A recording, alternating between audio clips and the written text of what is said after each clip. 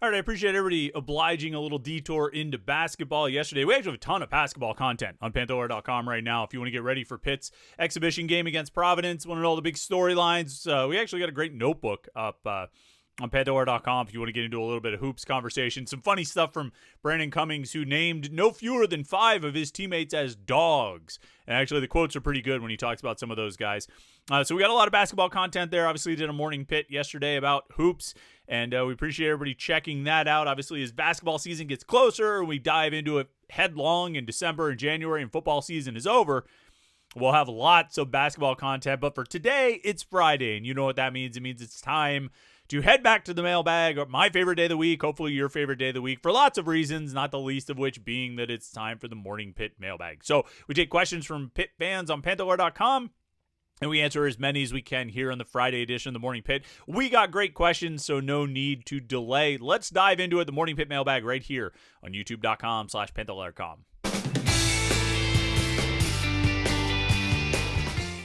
Yeah, great questions, and I always look forward to doing these, and I sometimes I go into the mailbag kind of blind and just don't look at any of the questions ahead of time until I sit down to record the mailbag. Sometimes I feel like that's a good way to approach it. And sometimes I kind of glance through the questions to see if there's anything I need to research or look up. And I probably didn't do as much research as I should for today's episode. But we got a couple things just to have an idea. I like to glance through just to have an idea of what we're going to be talking about and start formulating some opinions. And do research if we need to. But just on glancing through, I can tell we've got some great questions. I've been excited to dive into it. So let's go right off the bat to J-Town Panther Fan 89. First question says, given your knowledge of Cade Bell's offense, are you surprised at the production of the tight end position to this point of the season? And I, when I first read this question, I was like, yeah, I am. Like, tight ends just haven't been historically all that involved in Cade Bell's offense. Dating back to Western Carolina and last year at Pitt, I think you saw a little bit of Gavin Bartholomew, I think, put up some stats late in the season. Jacob Bernowski, the tight ends coach, said he was the unluckiest tight end in the country, like just missed on a couple more touchdowns and things like that. I think he finished with 4 touchdowns last season. But overall, the tight ends just haven't been emphasized all that much in Cade Bell's offensive schemes, and it feels like they've been emphasized more so far this season. But then I went and looked at the numbers. This is like the one mailbag question this week I actually did research on. Last year, Pitt's tight ends had 77 targets over the course of 13 games, according to Pro Football Focus. That's about 5.9 targets per game. Not a ton, but it's a number to compare to. This year, through 6 games, they've got 34 targets, which is about 5.7. So they're more or less right on pace with the targets they had last year as a position. If not like a shade below, but it would just take like one game to balance out that 0.2 targets per game difference. I think probably one of the biggest differences is that last year the tight ends caught 6 touchdown passes as a group. So far this season, they've got 4. And that's probably like, when you look at it, you're like, wow, why does it feel like the tight ends are really contributing more? It's because they've caught 4 touchdowns through the first 6 games of the season. And, Justin Holmes is a big part of that. He's been a revelation. I think we have another question in the mailbag about Justin Holmes coming up a little bit later. We'll try and get to that one. But I think that's where it feels like the biggest change in production is that they've scored 4 touchdowns, as opposed to scoring 6 all of last year. And so that's probably why it feels like they're doing more, even though their target numbers aren't all that far off from what they saw last year. If anything, they're slightly below. So, I agree with you. It feels like the tight ends are producing more, but I think it's mostly because they're getting into the end zone. Panther Bandy says, between Mason Heinchel, Jakirian Turner, Sean Lee, I'm trying to say Jakirian. I always thought it was Jakirian, and I kind of want to stick to that, but I'm being told it might be Jakirian. But anyway, between Mason and Heinchel, maybe I will have to. I don't typically say the nicknames for guys. Like I tend to just stick with their, with their name on the roster and in the media guide. But maybe I'll have to go to Boozy Turner just because I'm not really sure about Jakirian. And I feel like we're going to say his name a lot. We have said his name a lot. I don't want to screw it up. So between Heinschel, Turner, Sean Lee, Trey Bukowski, Josh Guerrier, Pitt has gotten a very large and growing week-by-week contribution from true freshmen. Has there been another freshman class this century that has given similar or better contributions? That's a good question. I mean, like, this year is going to take the cake. If Mason Heinschel continues even at like 85% of what he's done so far, there's not going to be another year. Like, I don't even know. You'd have to go back to Larry Fitzgerald's freshman year to find another year when a true freshman had as big of an impact as Mason Heinschel's having right now. I mean, there have been some other standout true freshmen in the last decade or this century outside of Larry Fitzgerald. Obviously, LaShawn McCoy was great in 2007. Tyler Boyd was great in 2013. James Conner had some big games that year as well. Jordan Whitehead was outstanding as a true freshman in 2015. Dion Lewis in 2009 had a great season as a true freshman. So there have been really good, really productive true freshmen. I don't know if you've had the volume that they've had so far this year. Even you could go to 2023, like Rasheem Biles and Braylon Lovelace, not on a consistent week-by-week contribution, but I mean, they've made some big plays blocking. Rasheem Biles blocked like 3 punts that year or something. Braylon Lovelace, I think, had a scoop and score at Virginia Tech, if I recall correctly.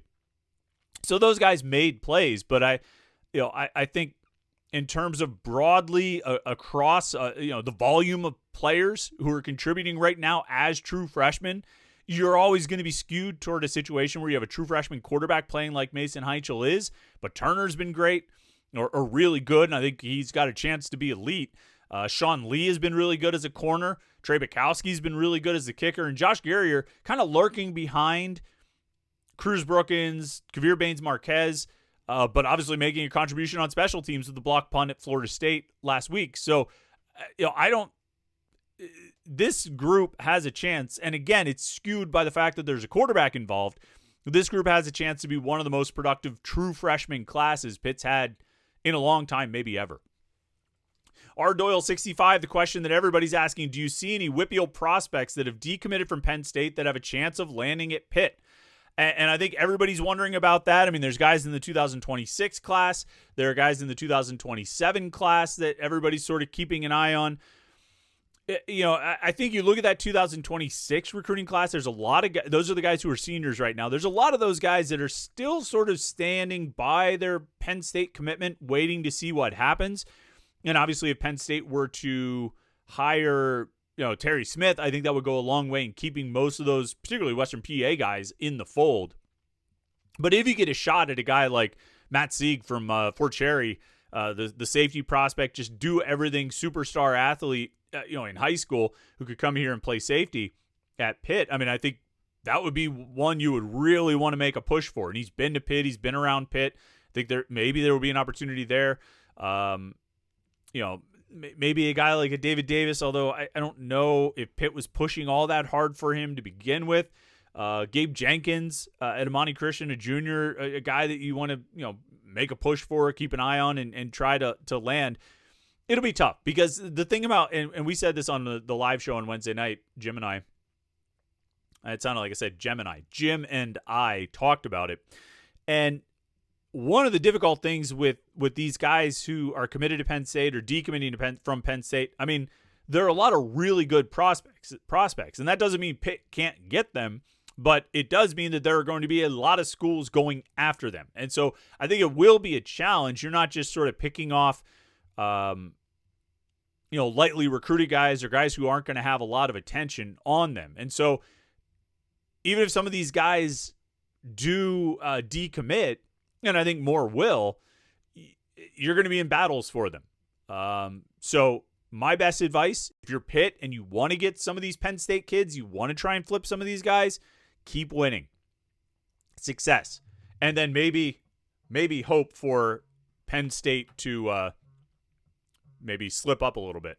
Pitt Ike has a question that's the Penn State recruiting question's topical this week, but this question from Pitt Ike is topical as well. Ripped from the headlines like an episode of Law & Order.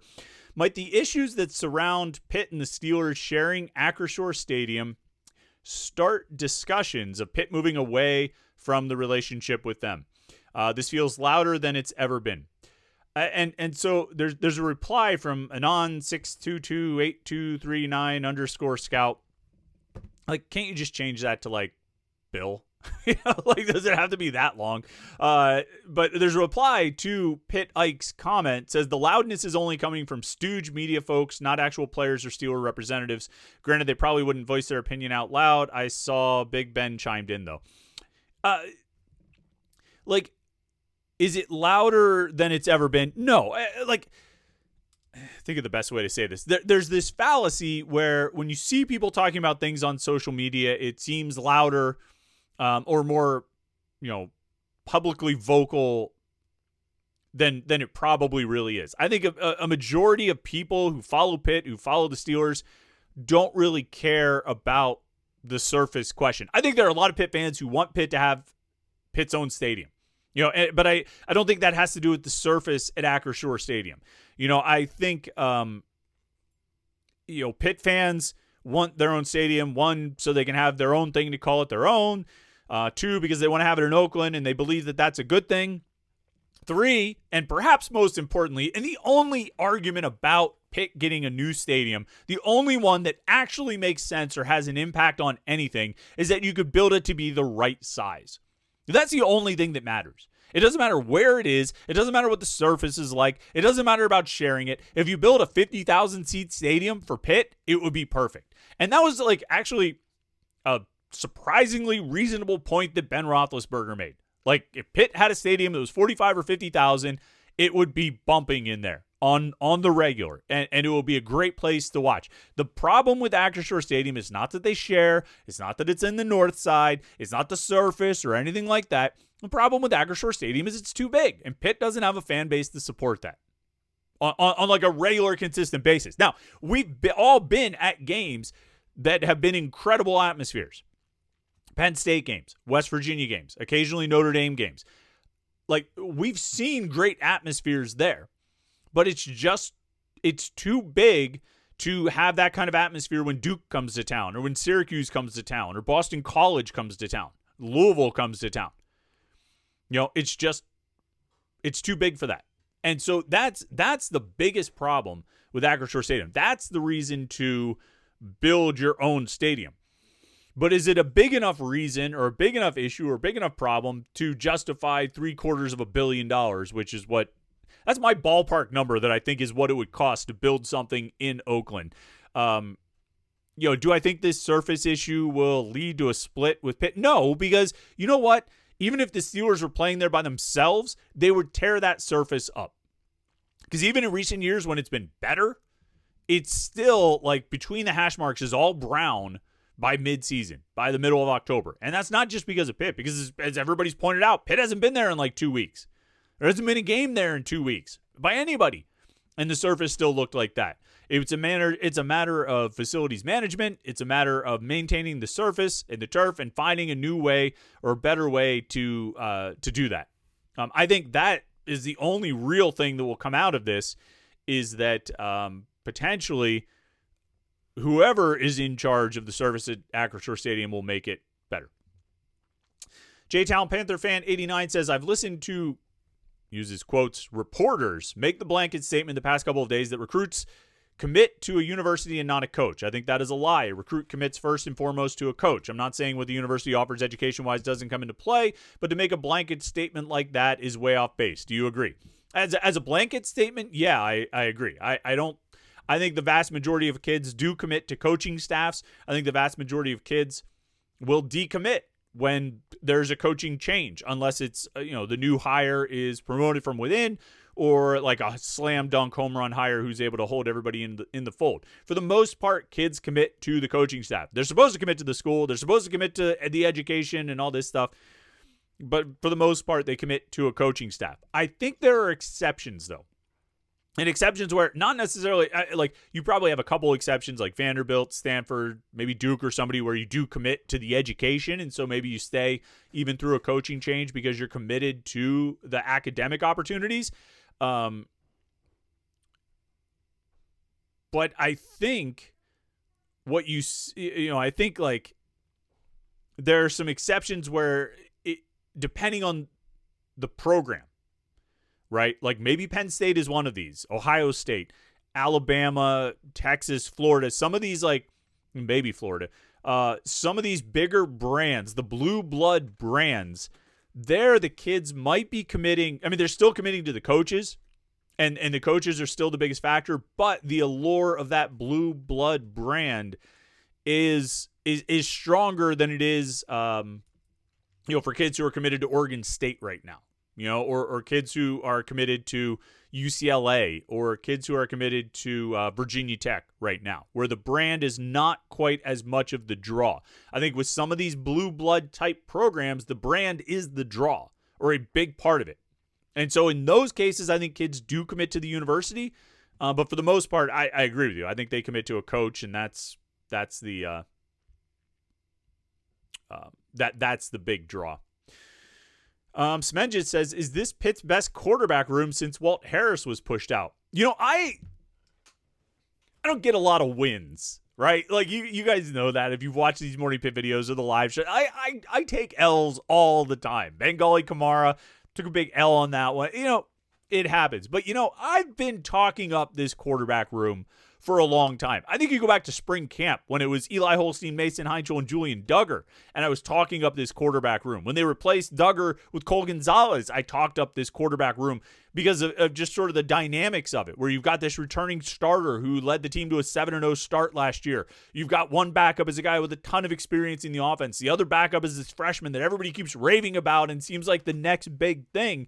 And so, yeah, I think this quarterback room is really good. I think this quarterback room is really strong.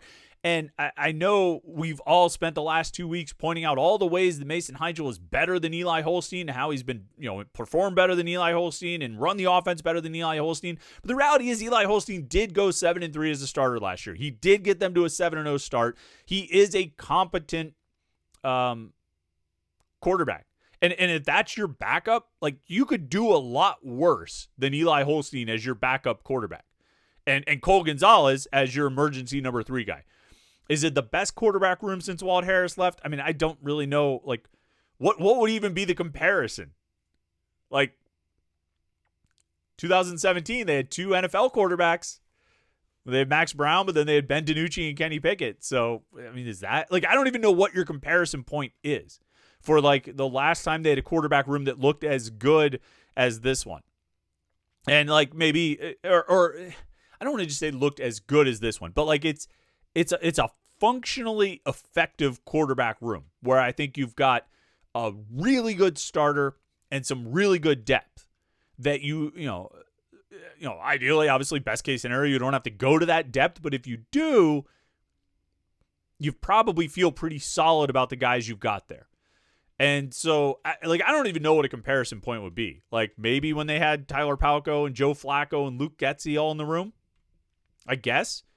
But, like, right now, we're all riding the high of Mason Heinzel's first 2 starts, so this room looks better just on the strength of that. Let's see. Yardhogs H2P says, I've been pleasantly surprised with Justin Holmes this season. I was wondering if there might be a possibility to get another year of eligibility for next season.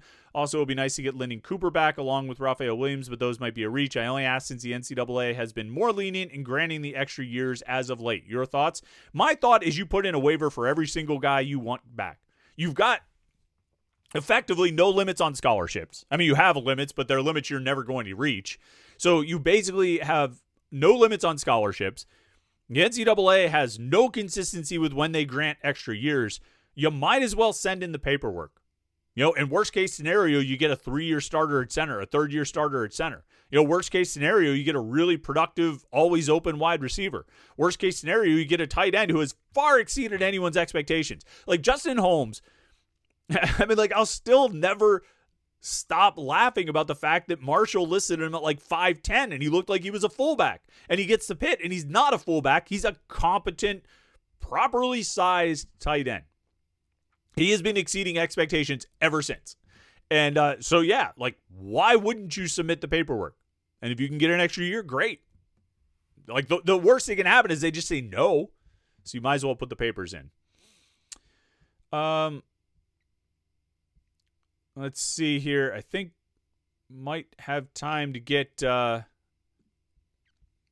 one more here. Let's take RS. I always mess up how to pronounce your name, man. RS Chaitkin 30. Of the next 3 games, Syracuse, NC State, and Stanford, which is the biggest trap game?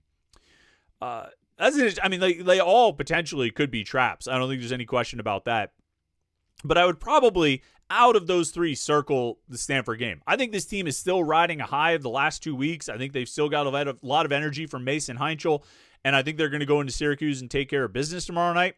I think they'll come home against NC State and feel, very confident, but also very aware of what they need to do to win games, and I think they'll take care of business there as well.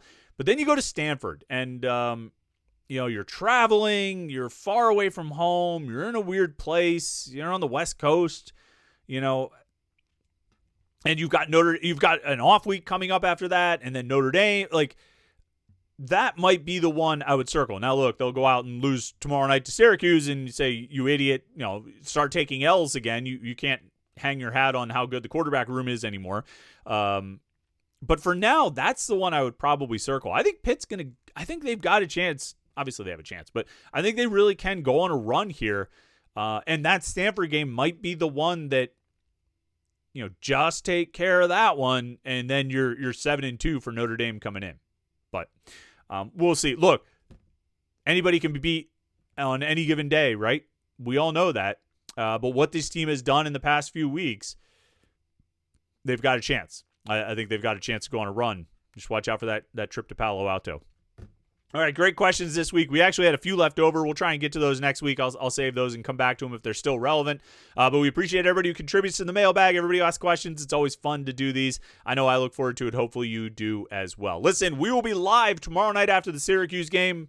Hopefully we're starting by like 11 o'clock. It's a 7:30 kickoff. I'd like to be live by 11, no later than 11:30, but it's going to be a late night. So we will, we'll have some coffee during the game or in the afternoon, and then we'll have then we'll start drinking after the game. We'll talk about it. So make sure you tune in right here at youtube.com/Panther-Lair.com. We don't know the exact time we'll start, so the best way to do it is subscribe to the YouTube channel, youtube.com/Panther-Lair.com. Turn on your notifications. You'll get an alert sent to your phone every time we go live. So when we go live tomorrow night, you'll get an alert about it. It says, hey, Panther-Lair's live. Tune in, start drinking, and talk about the Pitt game. So do that. Subscribe. Like and subscribe. All right, stay tuned to Panther-Lair.com for all the coverage heading into the game. And thanks for watching the videos today and all week long. I hope you've had a great week. Enjoy your Friday. Enjoy your Saturday until tomorrow night for the game. And then lock in, man. You got to lock in. We'll be live after it for the Panther-Lair show, or the live post-game show right here. So thanks again. Enjoy your week. Enjoy your weekend. We'll talk to you tomorrow night for the post-game show right here on youtube.com/Panther-Lair.com.